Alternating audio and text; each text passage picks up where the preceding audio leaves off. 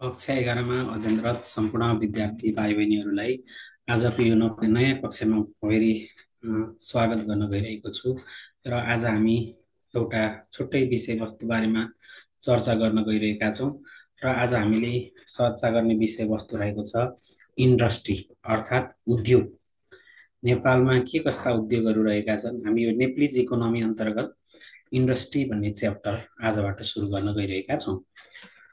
र इन्डस्ट्रीको इन्ट्रोडक्सन गर्नुपर्दा हामीले manufacturing industry and tourism industry यो हाम्रो देशमा भएको पोसिबिलिटी प्रोस्पेक्ट के कस्तो पोसिबिलिटी छ त्यसको आधारमा हामी इन्डस्ट्रीलाई यहाँ डिफाइन गर्न गइरहेका छौँ।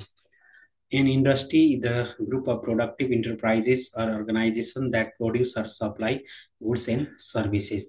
Industry भनेको एउटा त्यस्तो इन्टरप्राइजेस हो, जस एउटा अर्गनाइजेसन हो जसले चाहिँ के गर्छ त भन्दाखेरि हाम्रा आवश्यकताहरू परिपूर्ति गर्ने वस्तुहरू उत्पादन गरेर तिनलाई परिपूर्ति गर्ने काम गर्छ।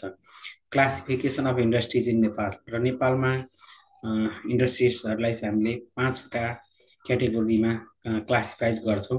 The manufacturing industries of Nepal have been classified into 4 types based on capital. Capital मा चाहिँ हामीले capital investment को आधारमा चाहिँ हामीले यसलाई क्लासिफाई गर्दैछौँ।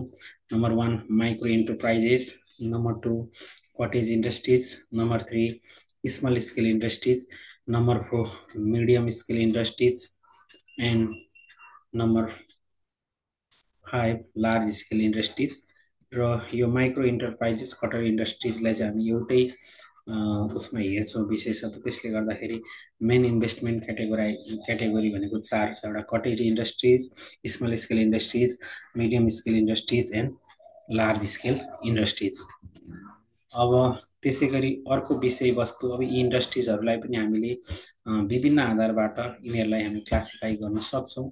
त्यसका विषयवस्तुहरू के हुन् भन्ने विषयवस्तुमा अब हामीहरू micro enterprises, the industry that use fixed capital up to ₹2 lakhs, द engine power capacity use less than 10 kilowatt and there are up to 9 workers including the entrepreneurs are called micro enterprises।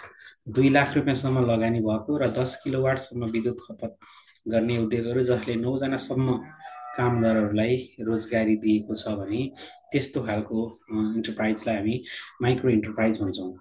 अर्को छ cottage industries, the industries that use traditional skill and technology, the instrument based on local raw materials and associated with art and culture of the country and uses electric power up to 10 kilowatts। अब यो चाहिँ घरेलु उद्योग अन्तर्गत पर्दछ र घरेलु उद्योगले चाहिँ हाम्रो परम्परागत प्रविधिहरूलाई परम्परागत रूपमा हामीले अपनाउँदै आएका, प्रयोग गर्दै आएका हाम्रा परापूर्व कालका प्रविधिहरू यसमा प्रयोग हुन्छ। र यो इन्डस्ट्री अन्तर्गत चाहिँ जम्मा 10 किलोवाटसम्मको चाहिँ विद्युत खपतलाई यहाँनिर के गरिन्छ त भन्दाखेरि प्रयोग गरिन्छ यो कटेज इन्डस्ट्रीमा। र लोकल्ली अभाइलेबल भएका र मेटेरियल्सहरू यहाँनिर युज हुन्छ। र यो चाहिँ के हुन्छ त भन्दाखेरि अब ट्रेडिसनल स्किलहरू र हाम्रो परम्परागत ढङ्गबाट चलेका राडी पाखी बुन्ने, त्यस्तै गरेर हँसिया हतौडा लगायतका सामग्रीहरू निर्माण गर्ने, त्यस्तै गरेर ढोको नाम्लोहरू बुन्ने, यस्ता खालका कुराहरू यहाँ पर्दछन्। अब आयो small scale industries, fixed capital investment up to ₹5 crore, 5 करोडसम्म लगानी गरिएका उद्योगहरूलाई हामी साना उद्योग अन्तर्गत राख्दछौँ। यो चाहिँ according to the level of इन्भेस्टमेन्टको रूपमा हामीलाई हेर्छौँ। त्यसै गरी medium scale industries, fixed capital investment from ₹5 crore to 15 crore, 5 करोडदेखि 15 करोडसम्म लगानी भएका उद्योगहरू लगानीका आधारमा दोस्रो अथवा यो चाहिँ मिडियम स्केल इन्डस्ट्रिज अन्तर्गत पर्दछन्। त्यस्तै छ large scale industry, industry establish with fixed capital investment more than ₹15 crore र 15 करोडभन्दा बढी लगानी गरेर सञ्चालन गरिएका उद्योगहरूलाई ठुला उद्योगहरू भनेर भन्छौँ। अब हामी म्यानुफ्याक्चरिङ इन्डस्ट्री र टुरिज्म इन्डस्ट्रीको डिफरेन्स के त भन्ने बारेमा अलिकति हेर्न गइरहेका छौँ। Manufacturing industry, it refers to an industrial production process through which raw materials are transform into finish product to be sold in the market. बजारमा कच्चा पदार्थहरूलाई प्रयोग गरेर तयारी वस्तुहरू पठाउने र उपभोग्य वस्तुहरू निर्माण गर्ने उद्योगहरू यो उत्पादन उपभोगयोग्य नयाँ वस्तुहरू उत्पादन गर्ने उद्योगहरू चाहिँ म्यानुफ्याक्चरिङ इन्डस्ट्री अन्तर्गत पर्दछन्। Tourism industry, group of business providing goods and services to the tourist. अब यो चाहिँ टुरिज्म भन्ने बित्तिकै हामी के बुझ्छौँ भने पर्यटनसँग सम्बन्धित व्यवसाय भनेको उद्योग भनेको पर्यटन उद्योग हो। यसमा tourist, which tourist, a person who travels from one place to another or one country to another country. एउटा कुनै पनि व्यक्ति आफू बसोबास गरिरहेको ठाउँ छोडेर एक ठाउँबाट अर्को ठाउँ केही समय निश्चित समयको लागि सरेर जान्छ भने त्यसलाई हामी घुम्ने उद्देश्यका साथ जान्छ भने त्यसलाई हामी पर्यटक भन्छौँ। र यही पर्यटकसँग सम्बन्धित व्यवसाय उद्योगलाई हामी पर्यटन उद्योग भन्छौँ। Tourism, act of travelling people from one place to another place. यो पर्यटन भनेको चाहिँ टुरिस्टसँग अथवा पर्यटकहरूलाई आबद्ध गरेर पर्यटकसँग सम्बन्धित उद्योग व्यवसाय चाहिँ टुरिज्म भनेर हामीले बुझ्छौँ। Importance of cottage and small scale industries, हाम्रो जस्तो देशमा चाहिँ यो घरेलु तथा साना उद्योगले पनि धेरै ठुलो हदसम्म उद्योग स्थानीय स्तरमा यसले सहयोग पुर्याइरहेको हुन्छ। र यसका महत्त्वहरू के छ भन्दाखेरि नम्बर 1, इजी टु इस्टाब्लिस, सानो पुँजीबाट सञ्चालन गर्न सकिने भएको कारणले गर्दा घरेलु तथा साना उद्योगहरू स्थापना गर्न सजिलो छ। जेनेरेसन अफ इम्प्लोइमेन्ट, यसले चाहिँ स्थानीय स्तरमा रोजगारीको सृजना गर्ने भएको कारणले घरेलु तथा साना उद्योगहरूको अत्यन्तै महत्त्व रहेको छ। Proper utilisation of local resources, स्थानीय स्तरमा भएका स्रोत र साधनहरूलाई चाहिँ अधिकतम उपयोगमा ल्याउनका लागि पनि यसको यस्ता घरेलु तथा साना उद्योगहरूको महत्त्व रहेको छ। अर्निङ अफ फरेन करेन्सी, वैदेशिक मुद्रा आर्जन गर्ने एउटा देशमा व्यापार घाटा भइरहेको अवस्थामा विदेशी मुद्रा आर्जन गर्ने एउटा सरल माध्यमको रूपमा हामी यो कटेज एन्ड स्मल इन्डस्ट्रिजलाई लिन सक्छौँ। सप्लाई अफ कन्ज्युमर गुड्स, स्थानीय स्तरमा उपभोक्ताहरूलाई आवश्यक पर्ने वस्तुहरू सहज रूपमा परिपूर्ति गर्ने माध्यमका रूपमा पनि हामी यो घरेलु तथा साना उद्योगहरूलाई लिन सक्छौँ। सब्सिडियरी सोर्स अफ इन्कम, मान्छेहरू घरमा कृषि व्यवसाय गरेर बसिरहेका हुन्छन् र उनीहरूलाई वैकल्पिक आम्दानीको स्रोतको रूपमा चाहिँ यो स्मल स्केल इन्डस्ट्रिज र कटेज इन्डस्ट्रीले काम गरिरहेको हुन्छ। आम्दानीको वैकल्पिक स्रोतको रूपमा यसले काम गर्छ। Basis of development of large industries, ठुल्ठुला उद्योगहरूको विकास गर्नका लागि यसले पर्याप्त मात्रामा आधारको रूपमा के गरिदिन्छ, काम गर्छ र भविष्यमा ठुल्ठुला उद्योगहरू पनि के गर्न सकिन्छ, यसैको माध्यमद्वारा चाहिँ निर्माण गर्न सकिन्छ।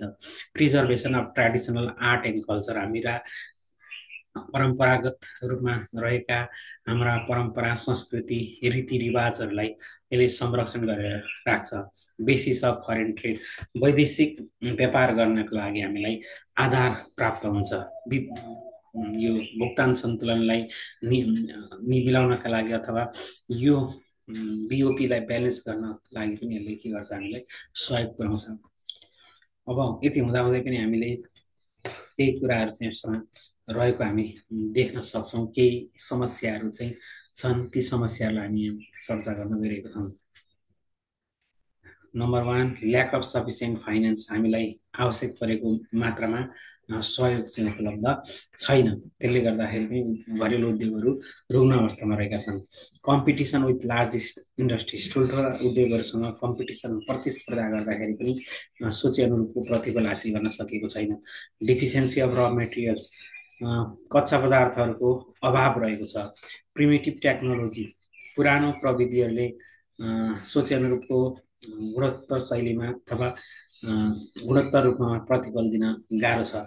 ल्याक अफ प्रोटेक्सन पोलिसी, यसलाई संरक्षण गर्नका लागि स्थानीय सरकार तथा सङ्घ तथा प्रदेश सरकारहरूले यिनीहरूलाई प्रोटेक्सन गर्ने पोलिसी अङ्गीकार गरेको छैन।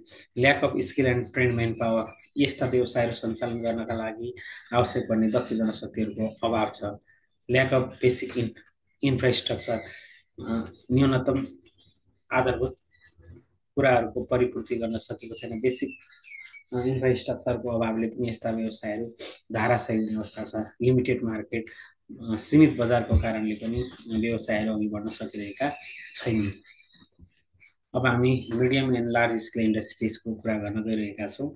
Medium industries, the industries having the fixed capital more than ₹5 crore to 15 crores are said to be medium scale industries। र मध्यम स्तरका उद्योगहरू जो चाहिँ हाम्रो स्थानीय स्तरमा पनि सञ्चालनमा गर्न सकिन्छ, यी चाहिँ 5 करोडदेखि 15 करोडसम्म लगानी गरेर धेरै रोजगारीहरू सिर्जना गर्ने उद्देश्यका साथ यी उद्योगहरू चलाइन्छ। त्यसै गरी लार्ज स्केल इन्डस्ट्रिज भनेको fixed capital investment more than ₹15 crore, 15 करोडभन्दा बढी लगानी गरेर चाहिँ यी लार्ज स्केल इन्डस्ट्रिजहरू चलाइन्छ। अब यसका पनि महत्त्वहरू रहेका छन्। के कस्ता महत्त्व छन् मध्यम तथा ठुला उद्योगहरू? Number 1, basis of economic growth sector, यो चाहिँ आर्थिक क्षेत्रको वृद्धिका लागि चाहिँ एउटा आधारको रूपमा चाहिँ उद्योग धन्दाहरूले काम गर्छन्। अर्को छ डेभलपमेन्ट अफ द एग्रिकल्चर, कृषि क्षेत्रको विकासमा यसले टेवा पुर्याउँछ। कृषि क्षेत्रलाई आवश्यक पर्ने कच्चा पदार्थ, के अरे मल खादहरू, बिउ बिजनहरूले सप्लाई गर्छ उद्योगहरूले भने कृषकहरूले उत्पादन गरेका वस्तुहरू पनि खरिद गरिदिन्छ, जसले गर्दा कृषि क्षेत्रको विकासमा टेवा पुग्छ। इम्प्लोइमेन्ट अपर्च्युनिटी, अब इम्प्लोइमेन्ट अपर्च्युनिटी भनेको चाहिँ रोजगारीका अवसरहरू जो सिर्जना हुँदै जान्छ। डेभलपमेन्ट अफ इन्फ्रास्ट्रक्चर, उद्योगलाई आवश्यक पर्ने आधारभूत भौतिक सुख सुविधाहरू, विकासका पूर्वाधारहरूको विकास हुन्छ, जस्तै बाटो घाटो, बिजुली बत्ती, खाने पानी लगायतका कुराहरू यसले विकास गरिदिन्छ। Proper utilisation of the natural resources, खेर गइरहेका प्राकृतिक स्रोत र साधनहरूको सही सदुपयोग हुन जान्छ। प्राकृतिक स्रोत र साधनहरूको सदुपयोगबाट चाहिँ मान्छेहरूमा रोजगारीको सिर्जना हुन्छ। सोर्स अफ गभर्मेन्ट रेभेन्यू, सरकारले विभिन्न कारणहरूबाट उद्योग धन्दाहरूले तिरेको करबाट चाहिँ आय आर्जन गर्ने अवसर प्राप्त गर्छ। इन्क्रिज इन फरेन ट्रेड, वैदेशिक व्यापारमा वृद्धि हुन्छ। स्वदेशी उत्पादनको प्रवर्धन हुनलाई वैदेशिक व्यापारमा टेवा पुग्दछ। एडभान्स अफ टेक्नोलोजी, हामीसँग भएका प्रविधिहरूलाई क्रमशः सुधार गर्दै लानलाई हामीलाई सघाउ पुर्याउँछ। यति हुँदाहुँदै पनि हामीले यो अहिलेको उद्योग धन्दाहरूमा मध्यम तथा ठुला उद्योगहरूले झेलेका समस्याहरूलाई यहाँ चर्चा गर्न गइरहेका छौँ। नम्बर 1, ल्याक अफ क्यापिटल, पर्याप्त मात्रामा पुँजीको अभाव छ। नेपालीहरू अलिकति गरिबीको रेखामुनिमा रहेको जनसङ्ख्या अत्यधिक हुनुका साथै सेल्फ डिपेन्डेन्सी पनि नेपालीहरूको कम रहेको छ, जसले गर्दाखेरि ल्याक अफ क्यापिटल चाहिँ एउटा प्रमुख चुनौती रहेको छ।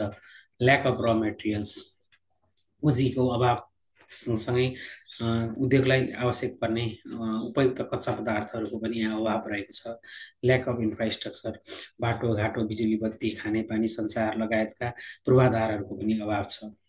Lack of technological know how, knowledge चाहिँ कसरी, कस्तो खालको टेक्नोलोजी युज गर्ने, टेक्निकल नलेज कसरी प्रयोग गर्ने र कस्तो प्रयोग गर्ने र कसरी प्रयोग गर्ने भन्ने कुरामा चाहिँ गाह्रो छ। Technical knowledge. Lack of entrepreneurship, उद्यमशीलताको पनि अभाव छ। मान्छेसँग रुपियाँ पैसा भए पनि त्यसलाई सही ढङ्गबाट कसरी लगानी गर्ने भन्ने इन्टरप्रेनरसिपको पनि विकास हुन सकेको छैन। लिमिटेड मार्केट, बजार चाहिँ सीमित छ। सीमित बजार भएको कारणले गर्दा विशेषतः भारतीय वस्तुहरूसँग प्रतिस्पर्धा पनि गर्नुपर्ने भएका कारणले गर्दा नेपालका उद्योगहरूले, स्थानीय स्तरका उद्योगहरूले प्रतिस्पर्धा गर्न नसकेर चाहिँ उद्यमीहरू नै त्यस उद्योगलाई छोडेर त्यत्तिकै उनीहरूको व्यापार व्यवसाय धराशायी हुने अवस्था छ। ल्याक अफ प्रोटेक्सन पोलिसी, गभर्मेन्टको प्रोटेक्सन पोलिसी नहुँदाखेरि उनीहरूले विदेशी वस्तुहरूसँग उनीहरू कम्पेरिटिभली मार्केटमा कम्पिटिसन गर्न नसक्ने अवस्था हुन्छ।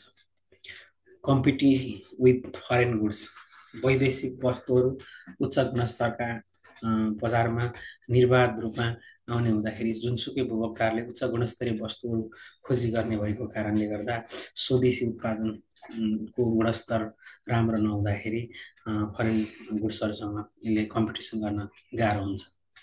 यी चाहिँ भए हाम्रा मझौला तथा ठुला उद्योगहरूमा देखिएका समस्याहरू। अब हामी टुरिज्म इन्डस्ट्रीको बारेमा कुरा गर्न गइरहेका छौँ। Tourism industry is defined as an act of travel from one place to another place of a country or from one country to another country. हामीले अघि पनि यसलाई यसको इन्ट्रोडक्सन गरेका थियौँ र टुरिज्म इन्डस्ट्री भनेको चाहिँ पर्यटनसँग सम्बन्धित व्यवसायलाई हामी टुरिज्म इन्डस्ट्री भन्छौँ र यसले चाहिँ एक ठाउँदेखि अर्को ठाउँ, एक देशदेखि अर्को देशसम्म हुने पर्यटनलाई समेत जनाउँछ। पर्यटन उद्योगको के कस्तो महत्त्व रहेको छ, importance of tourism in Nepal. Number 1, source of foreign exchange earning, हामी वैदेशिक मुद्रा आर्जन गर्न सक्छौँ। त्यस्तै गरिएको छ इम्प्लोइमेन्ट जेनेरेसन, यसले चाहिँ रोजगारीको सिर्जना हुने काममा पनि सघाउ पुर्याउँछ। रोजगारीको सिर्जना गर्ने कार्यहरूमा पनि यसबाट हामीलाई फाइदा हुन्छ। Development of cottage handicraft industry, हाम्रो स्थानीय स्तरमा घरेलु उद्योगहरूको विकास गर्नका लागि पनि यसले मद्दत पुर्याउँछ पर्यटन व्यवसायले, किनभने पर्यटकहरूले स्थानीय स्तरमा उत्पादन गरेका घरेलु हातद्वारा निर्माण ह्यान्डमेड आइटम्सहरू बढी खरिद गर्ने भएको कारणले यसबाट स्थानीय स्तरमा चाहिँ रोजगारीको सिर्जना हुन जान्छ। अर्को छ sources of public as well as private income, हामीले सार्वजनिक तथा निजी आम्दानीका स्रोतहरू बढाउँदै लान सक्छौँ। सरकारको आम्दानी पनि बढ्छ, साथसाथै स्थानीय स्तरमा सञ्चालन भएका होटलहरू, रेस्टुरेन्टहरू जो प्राइभेट सेक्टरले सञ्चालन गरेका हुन्छन् त्यसबाट पनि स्थानीय स्तरमा रोजगारीको सिर्जना हुन जान्छ। कल्चरल एक्सचेन्ज, सांस्कृतिक आदान प्रदान, हाम्रो संस्कृतिको चाहिँ आदान प्रदान गर्नलाई अरू देशको संस्कृति हामीले सिक्ने अवसर पाउँछौँ भने हाम्रो संस्कृति पनि पर्यटकहरूले चाहिँ उनीहरूको देशसम्म लान्छन्, जसले गर्दा कल्चरल एक्सचेन्जले सहयोग पुर्याउँछ।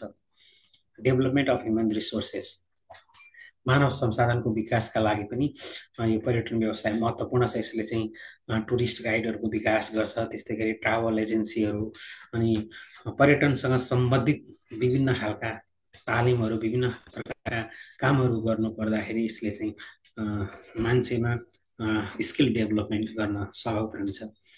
इन्क्रिज इन गभर्मेन्ट रेभेन्यू, सरकारको आम्दानीका क्षेत्रहरू बढ्न गई सरकारले प्राप्त गर्ने कुल आम्दानी पनि बढेर जान्छ। त्यसै गरी अर्को रहेको छ बेसिस अफ इकोनोमिक डेभलपमेन्ट, आर्थिक विकासको आधार अथवा आर्थिक विकासमा पर्यटन क्षेत्रले अत्यन्तै ठुलो भूमिका निर्वाह गरिरहेको छ र पर्यटन क्षेत्रको विकास र प्रवर्धनले चाहिँ समग्र आर्थिक क्षेत्रको विकासमा पनि सघाउ पुर्याउन जान्छ। अब हाम्रो देशमा पर्यटन व्यवसायको के कस्तो सम्भावना रहेको छ भन्ने बारेमा अब हामी चर्चा गर्न गइरहेका छौँ। Prospects of tourism in natural beauty, प्राकृतिक सुन्दरताको कारणले गर्दा पर्यटकहरू हाम्रो जस्तो देशहरूमा घुम्नका लागि लालायित हुन्छन्। हाम्रो देशको प्रकृति जुन मनमोहक छ, हिमालदेखि तराईसम्मका विभिन्न क्षेत्रहरू होइन, जुन रेन्ज छ हाम्रो जम्मा 61 मिटरको हाइटदेखि सुरु भएर हाम्रो देश 8848 एउटा ठुलो विशाल रेन्ज, सम्पूर्ण खालको विश्वका जुनसुकै खालको भौगोलिक क्षेत्रको रिफ्लेक्सन दिने खालका भूबनोट भएका क्षेत्रहरू हाम्रो देशमा छन्, जसको कारणले गर्दा यो देशको प्रकृतिले पनि पर्यटकहरूलाई आकर्षण गर्दछ। हिस्टोरिकल एन्ड रिलिजियस प्लेसेस, हाम्रो देशमा चाहिँ धेरै ऐतिहासिक तथा धार्मिक सम्पदाहरू रहेका छन्, जसको कारणले पनि पर्यटन व्यवसाय फस्टाएको छ र पर्यटकहरू हाम्रो देश घुम्नका लागि उत्सुक रहन्छन्। कल्चरल डाइभर्सिटी, सांस्कृतिक विविधता, हाम्रो देशमा चाहिँ अनेकन जात जाति भाषा भाषी धर्म संस्कृति रीतिरिवाजहरू पाइन्छ, जसको कारणले गर्दाखेरि यो देशमा रहेका 125 जात जातिका धर्म संस्कृति, उनीहरूका रीतिरिवाज, उनीहरूका भाषाहरूको कारणले पनि यो देश भ्रमण गर्न मान्छेहरू इच्छा व्यक्त गर्दछन्।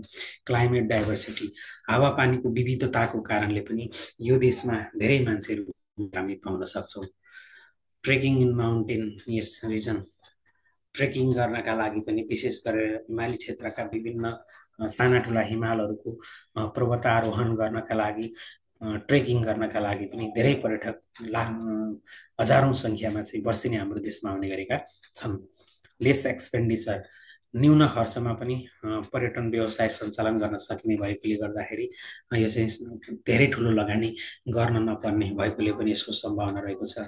वाइल्ड लाइफ, हाम्रो देशमा चाहिँ एकसिङे गैडा, हन्स, राइनोसर्स लगायत लोपोन्मुख प्रजातिका रेड पान्डा लगायतका जीव जन्तुहरू संरक्षित अवस्थामा रहेका छन्। त्यसै गरी बाघ, लायनहरू यस्ता यस्ता जङ्गली वन जन्तुहरूको कारणले गर्दाखेरि पनि पर्यटकहरू यी कुराहरूको अवलोकन गर्नका लागि टुरिज्म, ग्रामीण पर्यटन, ग्रामीण क्षेत्रमा बसोबास गरेर गाउँघरका मानिसहरूको दिनचर्या र गाउँले जनजीवनमा पनि पर्यटकहरू लालायित हुन्छन्। त्यसैले यसका लागि पनि उनीहरू आउँछन् र गाउँघरका मानिसहरूको स्थानीय स्तरमा होमस्टेमा बसेर उनीहरूले कसरी दिन आफ्नो बिताइरहेका छन्, गाउँघरको जीवनशैली कस्तो छ भन्ने कुरा पनि उनीहरूले अवलोकन गर्छन्। गाउँघरका मान्छेहरू कसरी खान्छन् बस्छन्, होटल रेस्टुरेन्ट त अब विभिन्न खालका विदेशीहरूकै स्तरमा सञ्चालनमा ल्याएको हुन्छ भने स्थानीय स्तरको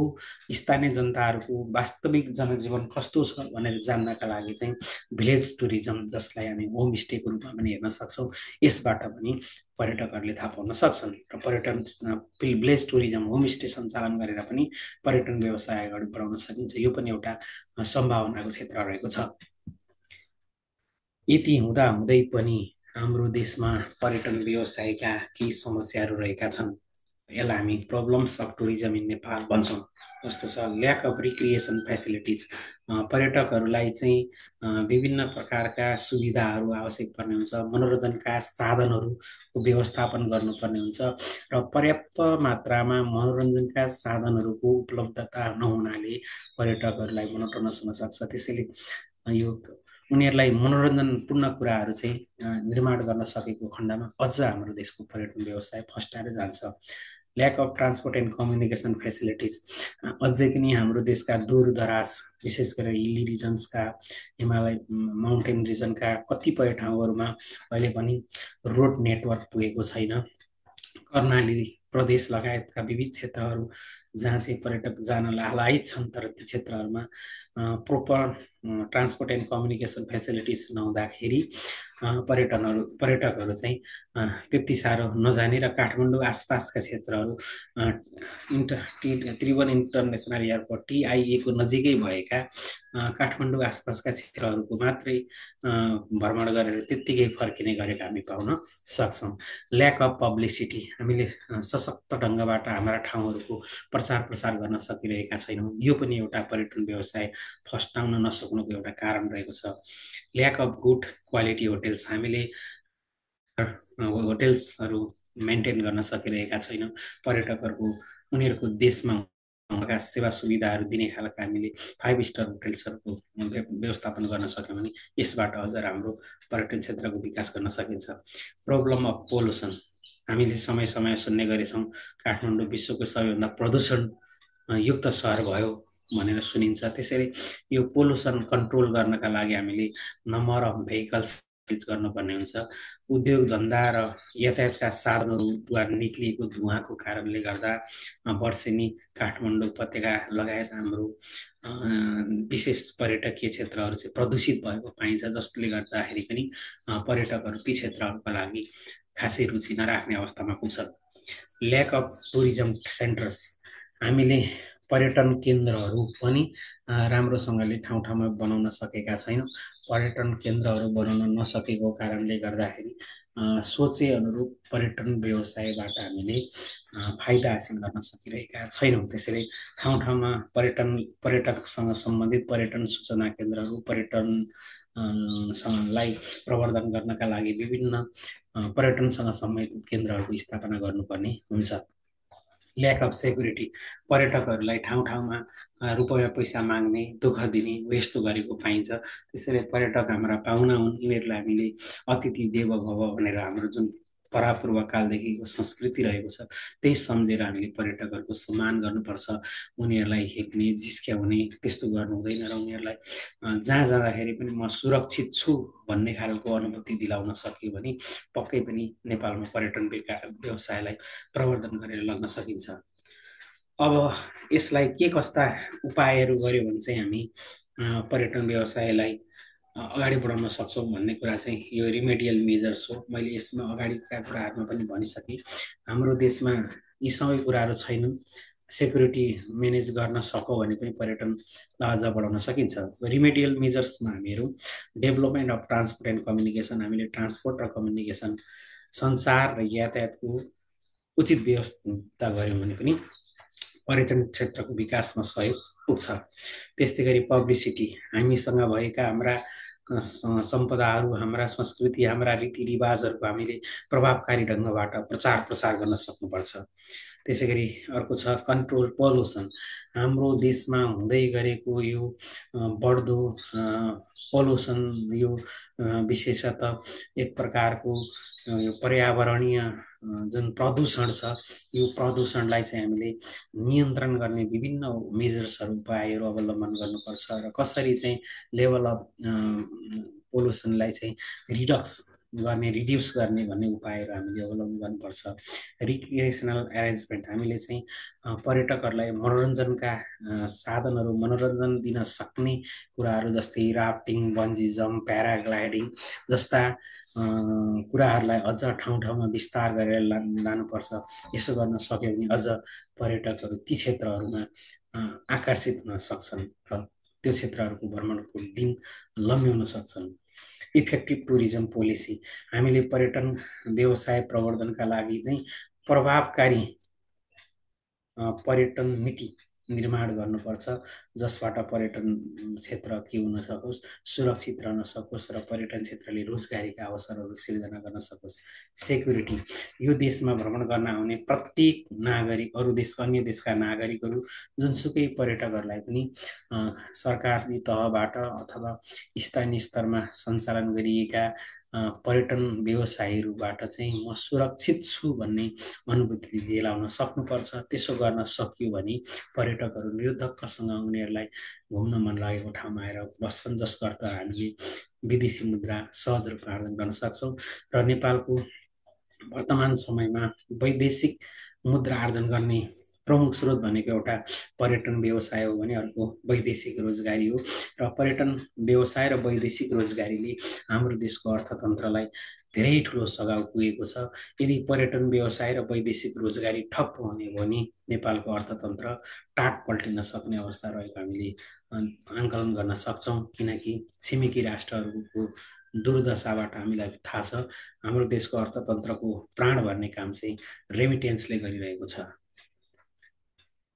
अर्को छ development of sufficient tourism centres, हामीले चाहिँ पर्याप्त मात्रामा चाहिँ पर्यटन केन्द्रहरूको विकास गरेर पर्यटनसँग सम्बन्धित सामग्रीहरू उत्पादन गरेर पर्यटन व्यवसायको प्रचार प्रसार गर्न सकेको खण्डमा निकै पनि निकट भविष्यमा हाम्रो पर्यटन क्षेत्रको विकास हुन गई आर्थिक स्थिति अहिलेको हाम्रो जुन छ, हामीले जिडिपी प्लस जिएनपी दुइटैलाई हामीले पोजिटिभ चेन्ज गर्न सक्ने अवस्थामा हामी पुग्छौँ। यसो गर्दाखेरि चाहिँ हाम्रो समग्र आर्थिक क्षेत्रको विकासमा यसले टेवा पुर्याउन सक्छ।